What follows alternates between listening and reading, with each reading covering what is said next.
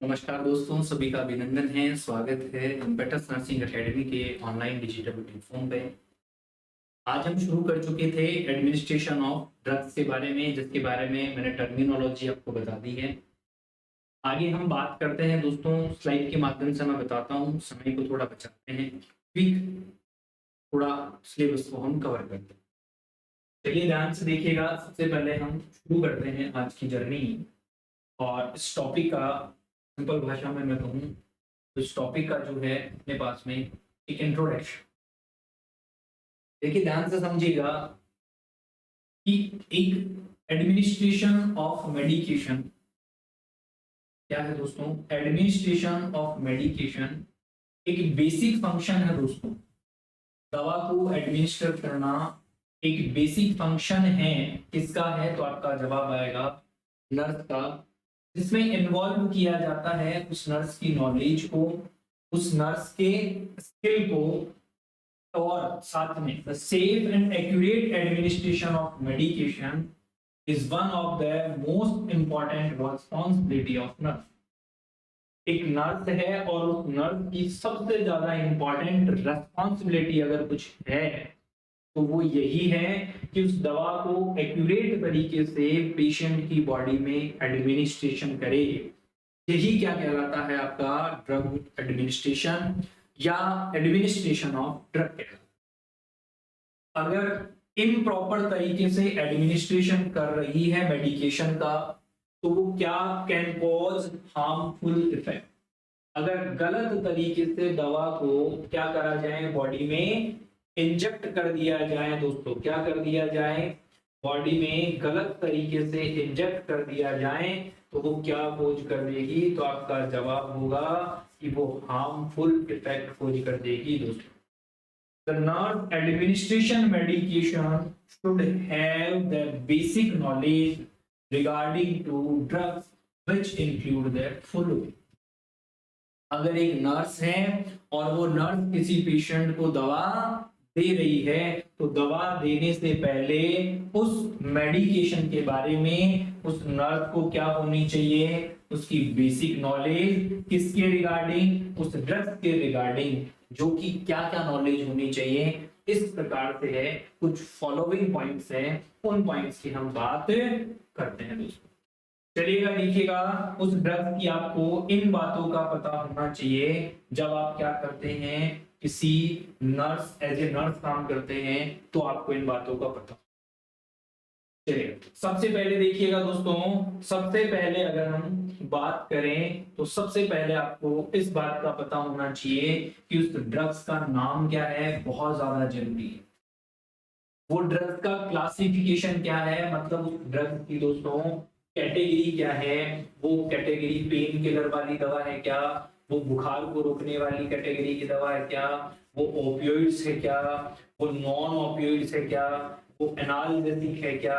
है मतलब ये सारी बातें क्या होनी चाहिए। आप नर्स हैं तो आपको इस बारे में पता होना चाहिए। क्लासिफिकेशन ड्रग्स का जो कि सेकंड ईयर में पढ़ोगे, पर पता होना चाहिए।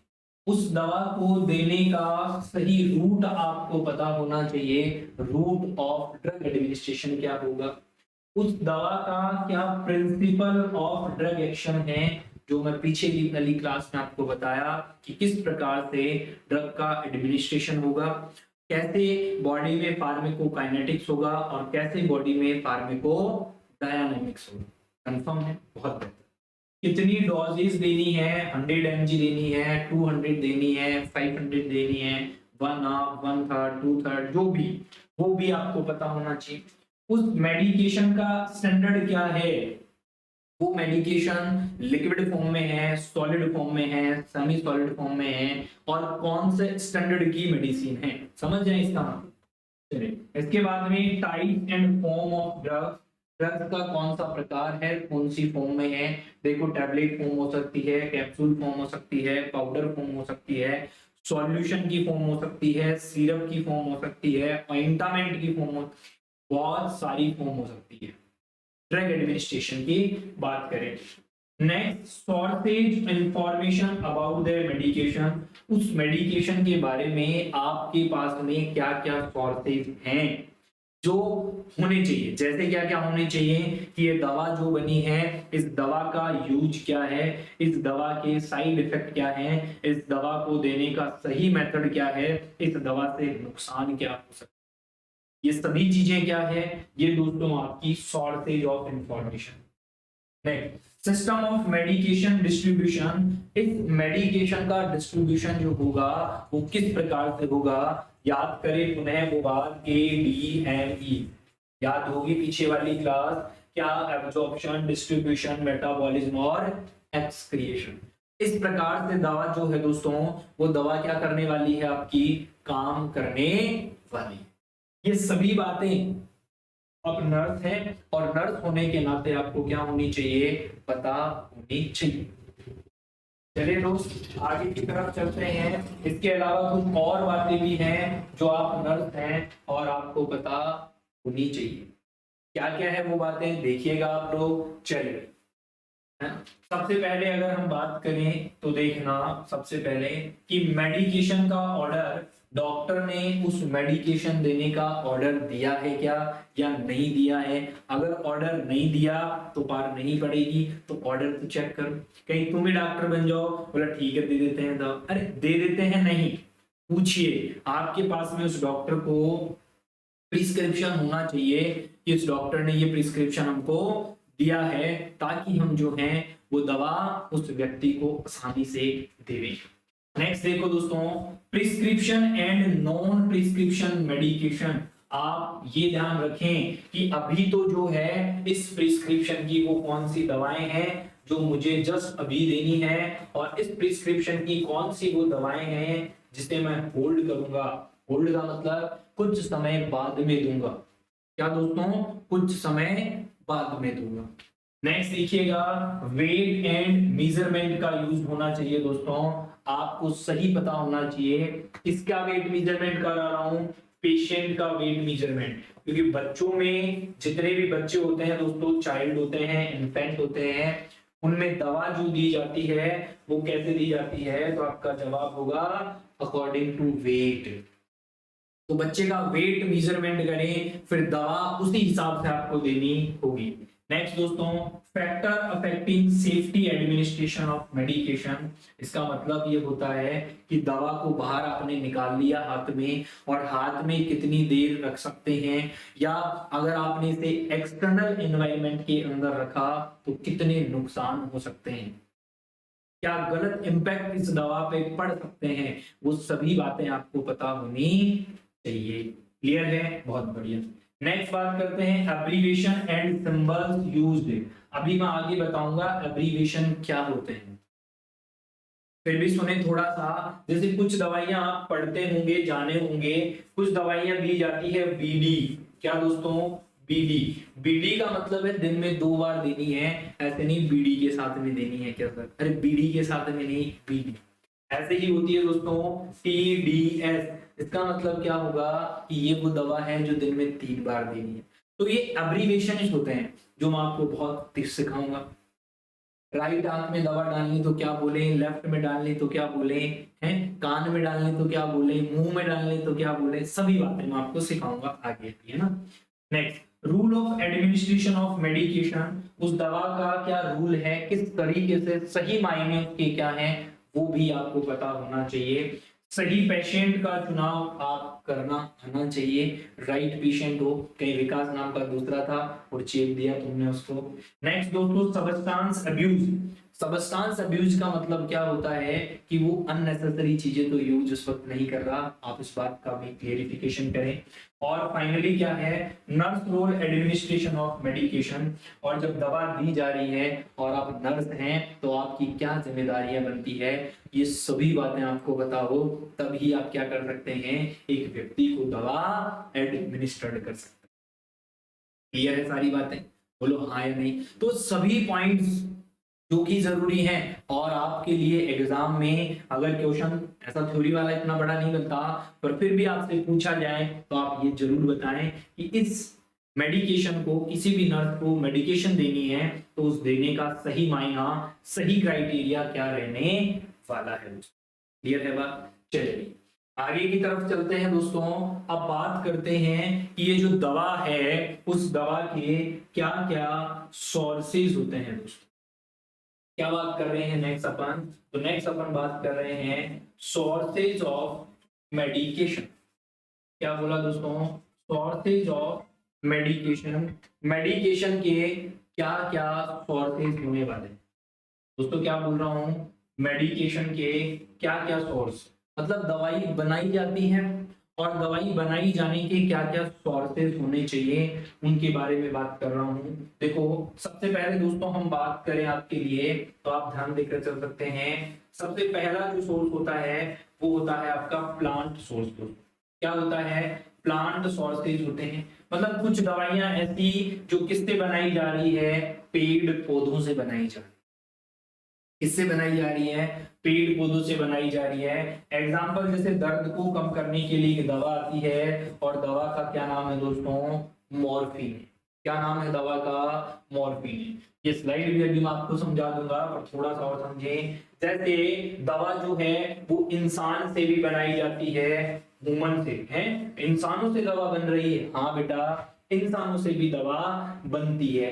सर कैसे बनती है, अरे अभी थोड़े दिनों पहले कोरोना आया था, क्या आया था सर, फिर उससे दवा कैसे बन गई, हमारी बॉडी में इम्यूनिटी बन गई, मुझे कोरोना हुआ, मेरी इम्यूनिटी बन गई और मेरा प्लाज्मा किसी दूसरे को ट्रांसफर कर दिया गया, मेरी बॉडी के इम्यूनोग्लोबुलिन्स किसी दूसरे को ट्रांसफर कर दिए गए, है नहीं, तो उसकी बॉडी में भी क्या बन गई, एंटीबॉडी बन गई। तो ह्यूमन की अगर बात करें तो आप कह सकते हैं कि कुछ इम्यूनोग्लोबुलिन्स, क्या दोस्तों, कुछ इम्यूनोग्लोबुलिन्स, और इसके अलावा हम कहकर चल सकते हैं दोस्तों कि हम काम में ले सकते हैं आपकी प्लाज्मा थेरेपी। क्या काम में लेंगे दोस्त, प्लाज्मा थेरेपी। तीसरा देखिएगा दोस्तों, इसके अलावा कुछ मिनरल्स होते हैं जिनके माध्यम से भी क्या होती है, दवाइयां बनती है। क्या दोस्तों, कुछ मिनरल्स होते हैं, मिनरल्स जिनके माध्यम से भी दवाइयां बनती है। मिनरल्स में बात करें दोस्तों, जैसा आपका दवा पढ़ते हैं, दवा को पीछे से देखते हैं तो उस पे लिखा था सोडियम है, पोटेशियम है, मैग्नीशियम है, कैल्शियम है, ये है वो है। तो वो मिनरल्स भी दवा को बनाने का एक क्या है, सोर्स है। इसके अलावा बहुत सारी बातें जो हम देखते हैं, चलिए देखते हैं, इधर आए देख लेते हैं हम सभी बातों समझिए। एक एक बात को देखिएगा, जो बातें मैंने कही है वही है। सोर्सेज ऑफ ड्रग्स की दोस्तों जब हम बात कर रहे हैं, क्या सोर्सेज ऑफ ड्रग्स की जब हम बात कर रहे हैं तो सबसे पहली बात हम कर रहे हैं प्लांट के बारे में। किसके बारे में, प्लांट। और प्लांट मतलब पेड़ पौधों से कुछ दवाइयां हैं जो बनाई जा रही है। इसमें सबसे बेहतर आप ध्यान देकर चल सकते हैं एग्जाम्पल दवाओं के, एट्रोपिन, मॉर्फिन, डिगॉक्सिन।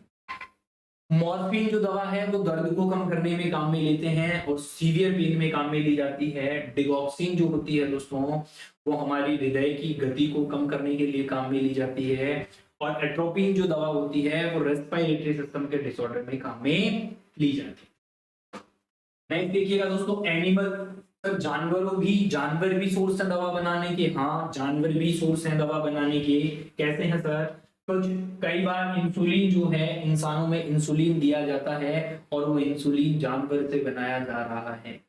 ठीक है, इसके अलावा दोस्तों हिपेरिन दवा है जो ब्लड को पतला करने के लिए दवा आती है, वो भी जानवर से बनाई जाती है, उसके मांस से, उसकी बोन से बनाई जाती है। गोनेडोट्रोपिन्स, ये वो गोनेड जो हार्मोन्स की बात करते हैं, तो वो दवाएं भी क्या करी जा रही है, एनिमल्स के सोर्सेज काम में लिए जाते हैं।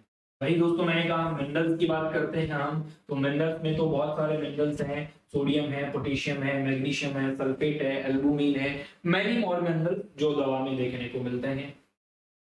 नेक्स्ट बात करें दोस्तों माइक्रो ऑर्गेनिज्म के बारे में। कुछ माइक्रो ऑर्गेनिज्म हैं, जैसे बात करें एंटी बैक्टीरियल एजेंट दोस्तों, जो क्या करते हैं, जो हम काम में लेते हैं। जैसे बैक्टीरिया का किसी को इन्फ्लामेशन हो जाता है, इन्फेक्शन हो जाता है, तो हम कहते हैं ना एंटीबायोटिक ले ले, एंटीवायरल ले ले, एंटी फंगल ले ले, तो उसके अपोजिट और उसे क्या कहा जाता है दोस्तों, तो आपका जवाब हुआ कुछ माइक्रो ऑर्गेनिज्म होंगे जो एंटी बैक्टीरियल एजेंट है दोस्तों। जैसे कि मैं बात करूं बैक्टीरिया वाले, फंगस वाले, पेनिसिलिन हम दवा देते हैं, टेट्रासाइक्लिन हम दवा देते हैं, और ये कैसी दवाएं हैं, ये एक प्रकार की एंटीबायोटिक दवाएं। क्लियर है। नेक्स्ट देखो सोर्सेज की और बात करें दोस्तों, ह्यूमन के भी कुछ सोर्सेज होते हैं, जैसे मैंने अभी आप लोगों को क्लियर बताया कि कुछ ग्रोथ हार्मोन हो सकते हैं, और इसके अलावा दोस्तों आपके क्या हैं, इम्यूनोग्लोबुलिन से।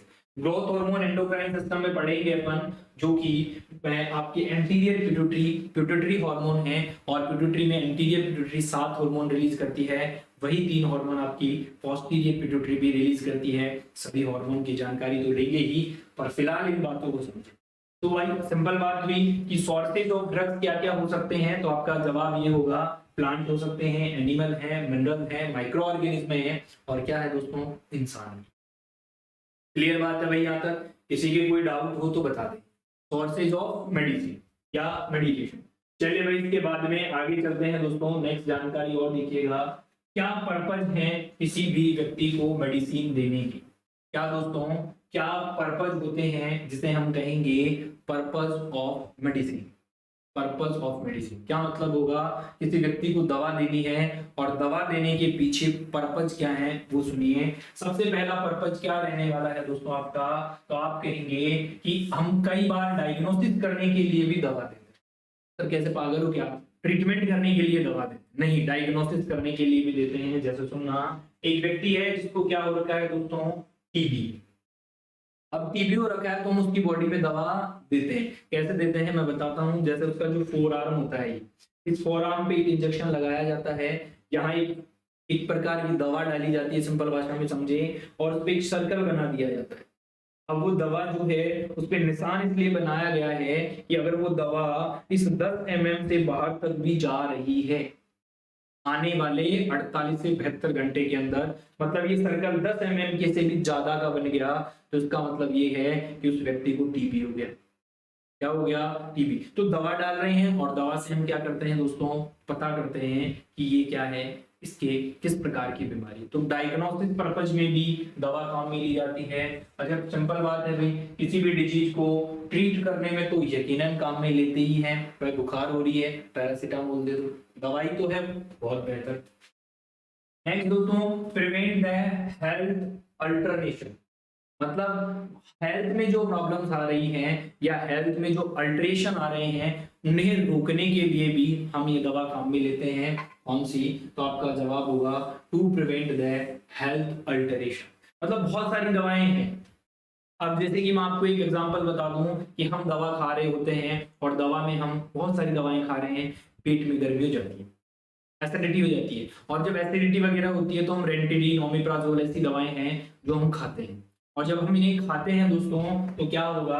तो आपका जवाब होगा कि जो अल्टरेशन आ रहा था, आफत जो आ रही थी, वो नहीं आने वाली। चलिए भाई नेक्स्ट देखो, टू प्रमोट हेल्थ कंडीशन। हमारी हेल्थ की जो सिचुएशन है दोस्तों, उसे ठीक करने के लिए, जैसे मैं आपको बताऊं कि हमें क्या खाने चाहिए दोस्तों, मल्टीविटामिन्स खाने चाहिए।